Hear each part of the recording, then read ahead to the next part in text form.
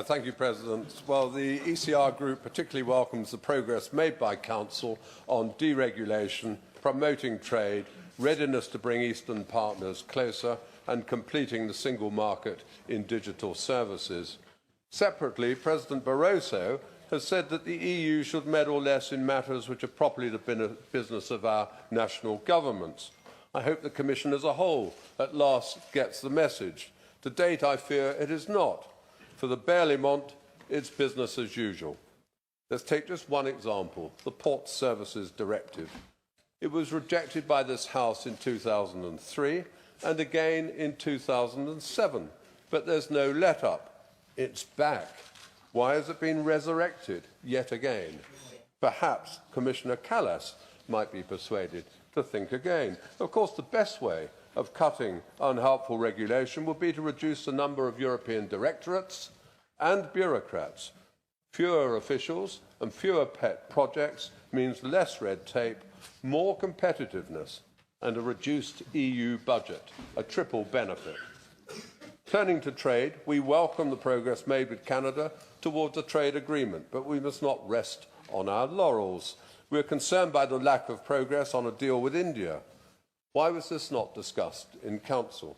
The window of action will be closed by elections next year, both here and there. And there's little time to deliver the US trade deal, even without irrelevant distractions. We mustn't let these opportunities slip away. On migration, the summit conclusions on Lampedusa emphasised the role of Frontex. This debate has so far talked about the problems of frontline states, but it has failed to understand that over two-thirds of asylum applications are made in just 5 northern European states, including my own. It's not a question of creating new forms of legal migration or merely sharing out the resultant problems, but prevention and tackling the challenge at source, with support for border security in North African states and workable returns agreements with immediate application. We need practical solutions that meet the concerns of our citizens to put an end to mass uncontrolled immigration instead of the EU's soft line, which merely creates more problems. A word now on the current intelligence spat, and I wonder about the real basis for the mock outrage expressed by the Commission and others over the alleged activities of the NSA. Have you all read the recent comments of Vice President Reding? She apparently thinks, and I quote, "What we need is the strengthening of Europe in the intelligence area in order to ensure that we negotiate on equal terms with the US. NSA needs a European counterweight, a European intelligence agency." Whatever next, Mr. President?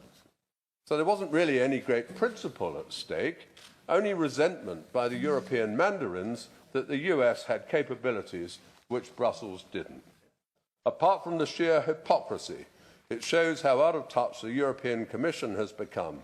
It doesn't seem to understand that the age of accumulating more and more EU powers, extending Commission competences is over. The demand is now the reverse. The EU must do much less and do it better.